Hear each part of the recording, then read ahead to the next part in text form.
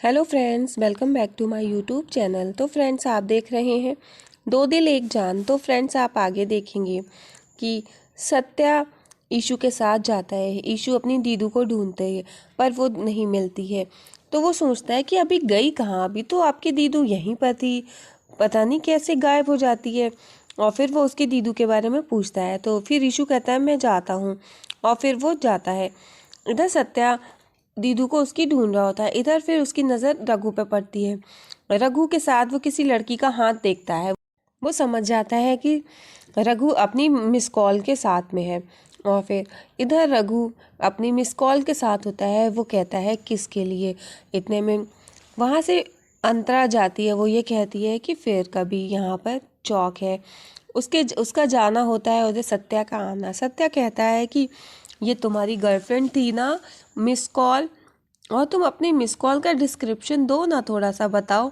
लेकिन फिर रघु कुछ नहीं बोलता है। सत्या बार बार उसको छेड़ता है, उसके बारे में पूछता है कि मिस कॉल कैसी है, लेकिन रघु कुछ भी नहीं बताता। फिर सत्या कहता है कि ऐसा करते हैं, मैं तुम्हारी मिस कॉल का डिस्क्रिप्शन देता हूँ, तुम सिर्फ सर हिलाना।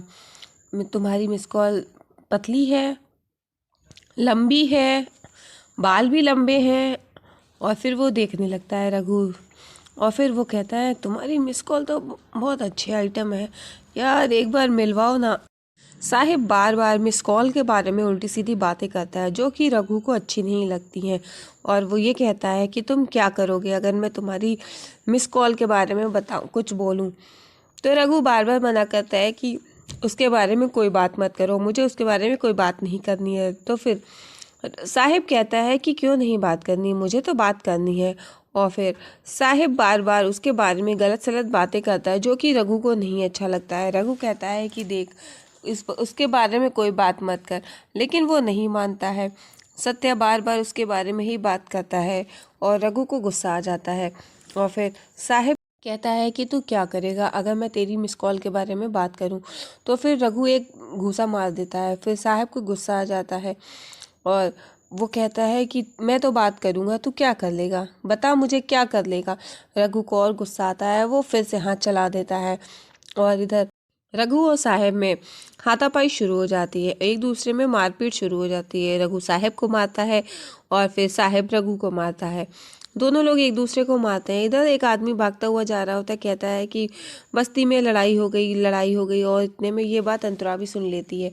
इधर रघु साहेब को मारता है और साहेब रघु को। दोनों में हाथापाई हो रही होती है, कोई भी बचाने नहीं आता। दोनों में बहुत ज़्यादा लड़ाई होने लगती है। फिर वो लोग पानी की भरी टंकी उठा लेते हैं और जैसे कि पानी उन दोनों पर गिरता है और फिर वो लोग फेंक देते हैं उसको। फिर आपस में फिर से लड़ने झगड़ने लगते हैं। दोनों लोग एक दूसरे को खूब मारते हैं। इधर रघु साहब को गुलाल में फेंक देता है तो उसके पूरे मुंह पे गुलाल लग जाता है। अंतरा दूर खड़ी देख रही होती है। इधर सत्या और रघु में खूब ज्यादा लड़ाई होने लगती है जो कि कोई भी बचाने नहीं आता है। सत्या रघु को मारने लगता है, फिर सत्या भी रघु के ऊपर गुलाल फेंकता है, उसके भी लग जाता है। दोनों लोग एक दूसरे को खूब मारते हैं, एक दूसरे की खूब पिटाई करते हैं। फिर रघु सत्या को धक्का दे देता है, वो जमीन में गिरता है और सत्या उठ नहीं पाता है। और फिर सत्या वहां से जाने लगता है, लेकिन सत्या के पास एक लोहे की रॉड पड़ी होती है। वो लोहे की रॉड को देखने लगता है। इधर अंतरा देख रही होती है ये सब झगड़ा और मन में सोचती है अरे ये सत्या है, ये कौन है सत्या। और फिर आप देखेंगे कि इतने में माई आ जाती है। माई सत्या को रोकती है कि सत्या। और फिर अंतरा देखती है ये माई का बेटा सत्या है, यानी साहिब है ये। और फिर माई चिल्लाती है तो साहिब वहीं पे रुक जाता है और फिर वो रघु की तरफ हाथ बढ़ा देता है कि मुझे उठा लो। और फिर माई को बहुत गुस्सा आता है। माई देखती है दोनों में झगड़ा हो रहा होता है, लेकिन सत्या फिर रघु की तरफ हाथ बढ़ाता है उठाने के लिए। रघु से कहता है और फिर रघु माई को देखता है और माई को देखने के बाद वो सत्या का हाथ पकड़ लेता है, उसको उठा देता है। और फिर से दोनों में एक बार फिर से मुंह से बातचीत होने लगती है, बहस होती है। माई डांट देती है। माई कहती हैं कि आखिर तुम दोनों में ये झगड़ा क्यों हुआ, किस बात पर हुआ, लेकिन वो दोनों लोग नहीं बताते हैं। इधर अंतरा भी खड़ी होती है, सुन रही होती सारी बातें। और साहिब कुछ नहीं कहता, वो ये कहता है कि हम अपनी बात बाद में पूरी कर लेंगे। और फिर उन दोनों का झगड़ा वहीं पे रुक जाता है। फिर माई कहती हैं साहिब चलो मेरे साथ चलो। और फिर इधर रघु वहीं पर खड़ा रहता है। माई अपने बेटे सत्या को वहाँ से अपने साथ ले जाती हैं। रघु वहीं पर खड़ा होता है और इधर जो मिस कॉल होती है वो रघु को देख रही होती है। और फिर उसके बाद जब रात हो जाती है, रात होने के बाद जब अंतरा रघु के पास आती है और उससे पूछती है कि ये चोट कैसे लगी, इधर माई सत्या की चोट पर दवाई लगा रही होती हैं। वो पूछती हैं कि आखिर किस बात पर तुम दोनों के बीच में झगड़ा शुरू हुआ, लेकिन वो नहीं बताता।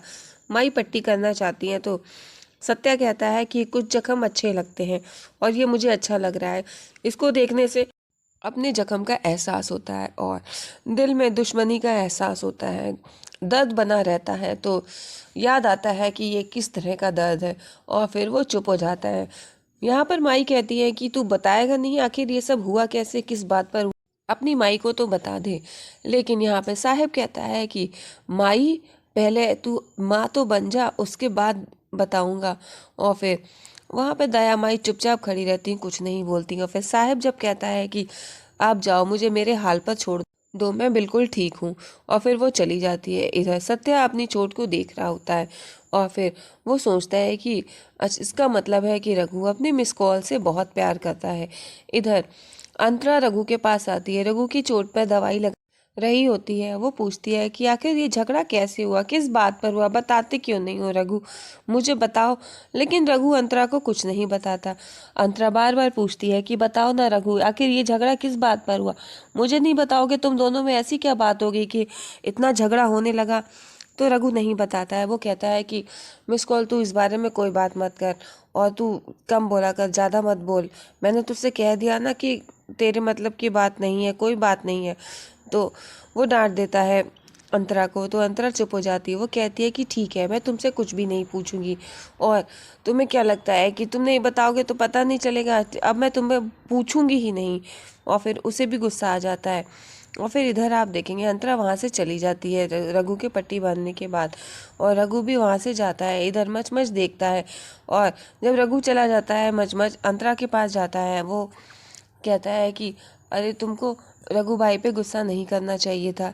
देख, इसका झगड़ा तो तुम्हें नहीं समझ में आएगा, इन दोनों का झगड़ा तो बचपन में ही शुरू हो गया था, जब रघु बहुत छोटा था, और सत्या तभी से उससे नफरत करता है। फिर मचमच अंतरा को बताता है कि उन लोगों में किस तरह से झगड़ा शुरू हुआ।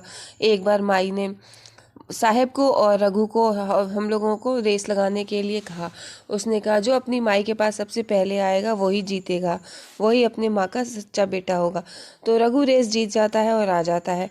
और फिर माई कहती है कि ये मेरा लाडला बेटा है। तो साहेब को ये बात बुरी लगती है। तो माई कहती है साहिब से, तुम पीछे मुड़ गए थे, इसलिए तुम अपने लक्ष्य से भटक गए।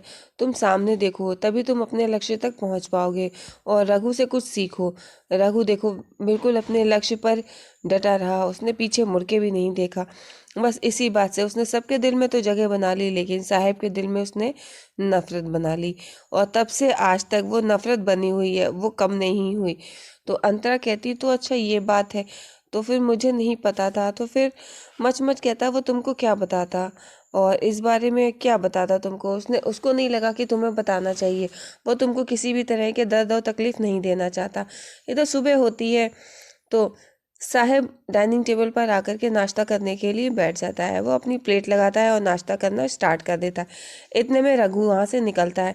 तो साहब कहता है कि आ जाओ नाश्ता कर लो, लेकिन रघु कहता है कि नहीं, मुझे भूख नहीं है, मैं बाहर खा लूँगा।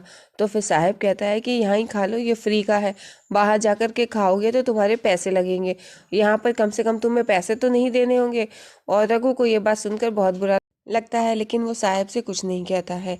और साहब बार बार कहता है कि तुम यहीं पे नाश्ता कर लो, ये फ्री का नाश्ता है।